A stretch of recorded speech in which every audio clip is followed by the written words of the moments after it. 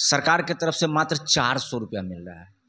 और वो 400 रुपया में आज के समय में हम तो सरकार दे रही है वृद्धा पेंशन, यानी कि वृद्ध व्यक्ति को जो 60 साल से ज़्यादा उम्र के हैं उनको दे रहे हैं। लेकिन 400 रुपया में क्या होगा? आज एक दिहाड़ी मजदूर का भी जो है सो 400 रुपया रोज़ होता है।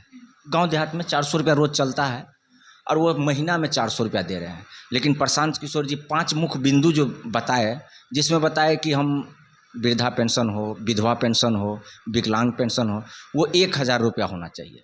ये बहुत बड़ी बात है। इसके बाद प्रशांत जी का एक मेन फोकस है शिक्षा। जो प्लान हो रहा है बिहार से, ज़्यादातर बिहार से प्लान होता है। क्यों हो रहा है? हमारे पास रोज़गार नहीं है, हमारे राज्य में रोज़गार नहीं है, जिसके कारण प्लान हो रहा है। तो वो प्लान रोकने के लिए, और शिक्षा की कमी है, तो प्रशांत किशोर जी शिक्षा पर ज़्यादा फोकस कर रहे हैं। और बार बार वो अपने पदयात्रा में, हम पदयात्रा में भी थे जिस समय में सीतामढ़ी में पदयात्रा सीतामढ़ी जिला में थे, उस समय वहाँ भी जाकर हम उनसे मिले। इसके बाद हमारे प्रखंड में भी आए, उस पदयात्रा में हम उनके साथ चले भी। तो उसमें उनका एक ही मेन मुद्दा था कि हम बिहार से जो प्लान है वो प्लान को हम रोकेंगे। जी, तो ये चीज़ हो गया कि 5 चीज़ है ही। किसानों के लिए अच्छा खेती का व्यवस्था करना, बुजुर्ग के लिए हो गया, शिक्षा के लिए हो गया, प्लान बंद करना। तो ये सब चीज़ अहम मुद्दा है। और हम लोग राजनीतिक में, हम 2011 से ही पंचायत चुनाव लड़ते हैं। उस समय से हम देखते आ रहे हैं, हम लोग सब पार्टी को देख चुके हैं। आरजेडी को देख लिए, जदयू को देख लिए, बीजेपी। हाँ, वही मैं बात कर रही थी कि जो बिहार की राजनीति है उससे क्या इतर है प्रशांत किशोर में कि जनता नई जो पार्टी बन के आ रही है, नया जो एक लोग हमारे बीच आ रहे हैं, उनको किस इतर से देखेंगे, किस हिसाब से देखेंगे? क्योंकि हम तो पहले से देखते आए हैं। अब उस ऐसे में हम प्रशांत किशोर से जनता कैसे विश्वास करें? जनता इसलिए विश्वास करे कि आज तक जितने भी पार्टी हैं वो जातिवाद, गरीबी और अपना धर्म के नाम पर लड़ाकर अपना वोट बैंक लिए हैं। लेकिन आज तक प्रशांत किशोर जी किसी भी सभा में जातिवाद या धर्म इस सब चीज़ के पास नहीं बोले हैं। और जिसको जितनी भागीदारी है बिहार में, जो जनगणना भी हुआ था, उसमें उस आधार पर प्रशांत किशोर जी एक ऐलान किए कि हम 243 सीटों पर लड़ेंगे चुनाव। 243 सीटों पे प्रशांत किशोर जी अकेले लड़ेंगे या किसी गठबंधन में आएंगे? किसी गठबंधन में नहीं। जो हमारे प्रशांत किशोर जी जो मुख्य संस्थापक हैं इस जनस्वराज के, और 2 अक्टूबर को जनस्वराज पार्टी भी गठन हो रही है, तो उसमें ये बोले कि हम 243 सीटों पर लड़ेंगे और कोई गठबंधन नहीं। और हम लोग यही देखे हैं, कभी इस बीच में अभी देख लीजिए अभी का हाल क्या है। कभी जदयू आरजेडी गठबंधन करके सरकार बना लेती है, कभी बीजेपी जदयू गठबंधन करके सरकार बना लेती है, और गठबंधन करके डबल इंजन के सरकार के साथ विकास रुक जाता है। और जो मूल समस्या है उस समस्या पर फोकस नहीं हो पाता है। कोई पार्टी अपने तरफ खींच रहा है, कोई पार्टी अपने तरफ खींच रहा है, जिसके कारण नहीं हो रहा है। लेकिन प्रशांत किशोर जी स्पष्ट शब्दों में ये ऐलान कर दिए हैं कि हम 243 सीटों पर लड़ेंगे और बिना कोई गठबंधन के साथ हम जो भी लड़ेंगे और फ्रेश लोगों को लाएंगे। आज तक जितना देखे हैं, लगभग पूरे बिहार में राजनीतिक परिवेश में अगर देख लिया जाए तो 10,000 फैमिली परिवार ही हैं जिनके परिवार से किसी के दादा हैं, किसी के बेटा हैं, तो किसी के पोता हैं, तो कोई हैं, जो भी है वो राजनीतिक में जो है वही हैं। नया चेहरा, नया जुनून नए के साथ नहीं आ रहे हैं। कोई भी नया जिसको जोश खरोश हो, जुनून हो कि हम समाज के लिए काम करेंगे, क्या कमी है वो कमी को दूर करेंगे, ऐसा चीज़ नहीं देखा जा रहा है। तो इस वजह से प्रशांत किशोर जी बोले कि हम नया चेहरा लाएंगे, नए लोगों को लाएंगे, नए विचार रखेंगे। और प्रशांत किशोर जी जो भी कुछ कर रहे हैं सबसे विचार विमर्श करके ऐलान भी किए हुए हैं कि हम जिनको भी टिकट देंगे, हमारी पार्टी में जो भी आएंगे, ऐसा नहीं है कि हम नाम देखकर या किसी फैमिली को देखकर, किसी का बैकग्राउंड देखकर हम उसको टिकट नहीं दे देंगे। जो ज़मीनी स्तर पे काम करेगा। बिहार में जो एक सबसे बड़ी, हम बिहार की राजनीति आज नहीं, बहुत पिछले चले जाइए, राजनीति में देखते आए हैं। वैसे तो सभी कहते हैं नहीं हम एक हैं, बिहार पूरे हैं, मिथिलांचल है और पूरे भारत एक है, कोई जाति इतर भेदभाव नहीं है। लेकिन वही जब इलेक्शन का टाइम आता है, जब वोट का टाइम आता है, फिर उस टाइम मत जो है वो बट जाती है। कोई अपनी इस जाति को दे रहा है, कोई उस जाति। प्रशांत किशोर इस चुनौती को कैसे पूर्ण करेंगे और आम जनता को ये बातें कैसे समझा पाएंगे कि नहीं, हम जाति से आगे उठ के और हम शिक्षा के लिए, पलायन के लिए, जो आपने 5 बिंदु गिनवाई है, हमें उस पर काम करें।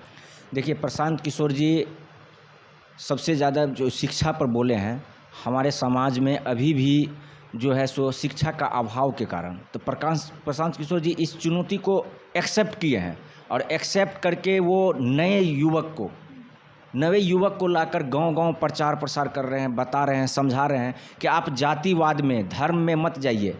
आप अपने बच्चों की भविष्य के लिए, जब प्रशांत किशोर जी का पदयात्रा चल रहा था, वो कभी वोट नहीं मांगे किसी से। एक ही बात बोलते थे कि आपने जिस चीज़ के लिए वोट दिए, बिजली के लिए वोट दिए, बिजली तो मिल गया, रोड के लिए वोट दिए, रोड तो मिल गया, लेकिन आप अपने बच्चों की भविष्य के लिए कभी वोट दिए?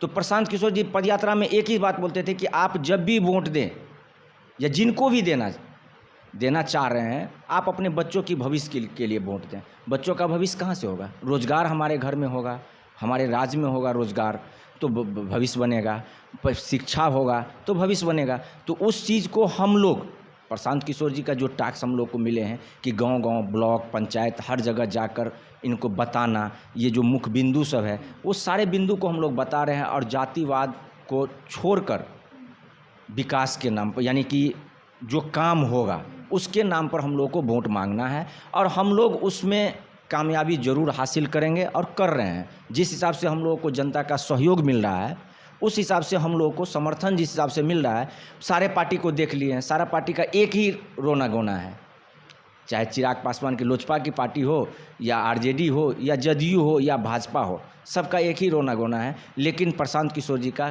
कुछ अलग है, जो जनता के बारे में बोल रहे हैं, बच्चों की भविष्य के बारे में, फ्यूचर प्लान के बारे में बोल रहे हैं। और हमें ये वादा है, आपके चैनल के माध्यम से जितने भी हमारे पब्लिक देखेंगे, उनसे हम ये वादा कर रहे हैं कि एक सारी पार्टी को आप देख लिए, आप प्रशांत किशोर जी पर विश्वास रखिए और हमारा राज्य देश के अग्रिम राज्यों में शामिल होगा।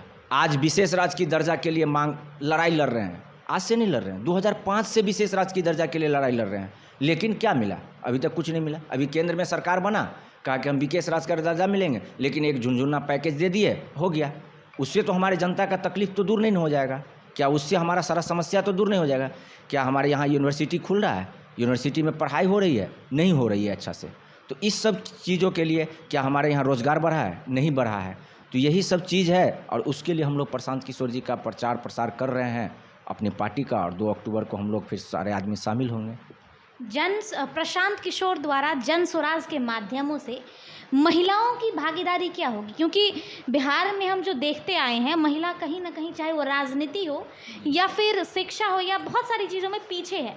भारत की राज्यों की बात करें तो अग्रणी, या जदयू हो या भाजपा हो, सबका एक ही रोना गोना है। लेकिन प्रशांत किशोर जी का कुछ अलग है, जो जनता के बारे में बोल रहे हैं, बच्चों की भविष्य के बारे में, फ्यूचर प्लान के बारे में बोल रहे हैं। और हमें ये वादा है, आपके चैनल के माध्यम से जितने भी हमारे पब्लिक देखेंगे, उनसे हम ये वादा कर रहे हैं कि एक सारी पार्टी को आप देख लिए, आप प्रशांत किशोर जी पर विश्वास रखिए और हमारा राज्य देश के अग्रिम राज्यों में शामिल होगा। आज विशेष राज्य की दर्जा के लिए लड़ाई लड़ रहे हैं, आज से नहीं लड़ रहे हैं, 2005 से विशेष राज्य की दर्जा के लिए लड़ाई लड़ रहे हैं, लेकिन क्या मिला? अभी तक कुछ नहीं मिला। अभी केंद्र में सरकार बना, कहा कि हम विशेष राज्य का दर्जा मिलेंगे, लेकिन एक झुनझुना पैकेज दे दिए, हो गया। उससे तो हमारे जनता का तकलीफ तो दूर नहीं हो जाएगा क्या? उससे हमारा सारा समस्या तो दूर नहीं हो जाएगा क्या? हमारे यहाँ यूनिवर्सिटी खुल रहा है, यूनिवर्सिटी में पढ़ाई हो रही है, नहीं हो रही है अच्छा से। तो इस सब चीज़ों के लिए क्या हमारे यहाँ रोज़गार बढ़ा है? नहीं बढ़ा है। तो यही सब चीज़ है और उसके लिए हम लोग प्रशांत किशोर जी का प्रचार प्रसार कर रहे हैं अपनी पार्टी का, और 2 अक्टूबर को हम लोग फिर सारे आदमी शामिल होंगे। प्रशांत किशोर द्वारा जन स्वराज के माध्यमों से महिलाओं की भागीदारी क्या होगी? क्योंकि बिहार में हम जो देखते आए हैं, महिला कहीं ना कहीं, चाहे वो राजनीति हो या फिर शिक्षा हो या बहुत सारी चीज़ों में पीछे है। भारत की राज्यों की बात करें तो अग्रणी नहीं, बहुत पीछे राज्यों में। लेकिन महिलाओं की अगर प्रशांत किशोर के माध्यम से कहा जाए तो महिलाओं की भागीदारी क्या होगी? महिलाओं की भागीदारी के लिए ये पहला ऐसा पार्टी है जो प्रशांत किशोर जी बोले हैं कि इस बार के चुनाव में, ऐसे पंचायती राज में भी आरक्षण दिए हुए हैं, पंचायती राज में भी आरक्षण से महिला जीत के आती है, मुखिया बनती है, समिति बनती है, वार्ड सदस्य बनती है, जो भी है, जिला परिषद बनती है, उस हिसाब से बन रही है। लेकिन विधानसभा में इस बार प्रशांत किशोर जी बोले हैं 243 में से 40 ऐसे टिकट देंगे जो महिलाओं को देंगे, और ये अभी के इतिहास में एक बड़ी उपलब्धि होगी कि एक साथ 40 महिला को टिकट देना कम बड़ी उपलब्धि नहीं है, बहुत बड़ी उपलब्धि है। 243 में 40 सीट पे महिला को देना, तो महिलाओं को तो आगे बढ़ चढ़ कर हिस्सा दे ही रहे हैं। और हमारे अभी जो है सो बापू सभागार में महिला सम्मेलन भी होने वाला है प्रशांत किशोर जी, और उसमें बहुत बढ़ चढ़ कर महिला जा रही हैं और महिला इस संगठन से जुड़ रहे हैं। ऐसा बात नहीं है कि नहीं जुड़ रहे हैं। महिला यूथ क्लब चल रहा है, महिला का जो है सो प्रकोष्ठ में महिला सब आगे बढ़ चढ़ कर अपना हिस्सेदारी ले रहे हैं, और जितने भी समूह चल रहे हैं, जीविका चल रहे हैं, उस जीविका में हम लोग बताते हैं तो वो लोग कहते हैं कि हमको एक ऐसा रास्ता मिल रहा है, हम उस पार्टी से जुड़ेंगे। नहीं तो कोई पूछता कहाँ था, सिर्फ वोट लेने के लिए जाते थे, माता जी आप फलाना पार्टी को वोट दे दीजिएगा तो हाँ दे देंगे, बस हो गया। उसके बाद कहाँ कोई पूछता था। महिलाओं को तो अब बताया जा रहा है कि नहीं, आप अपना हिस्सा, अपना जो आपका जो कर्तव्य है, जो आपका दावेदारी है, आप उस दावेदारी पर आप आइए, अपना भागीदारी लीजिए, अपना जिम्मेदारी को पकड़िए। आखिरी सवाल, प्रशांत किशोर की जो विचारधारा है उस पे आप क्या मत रखते हैं? हमारा 100% में 100% नहीं, 200% उनके साथ हमारा मत है, और हम प्रशांत किशोर जी के साथ हैं, और उनके एक जो विचारधारा है उसके हम एक समझिए तो ईमानदारी के साथ उनका हम एक सेना बनकर हम जनस्वराज के साथ हैं। बात करने के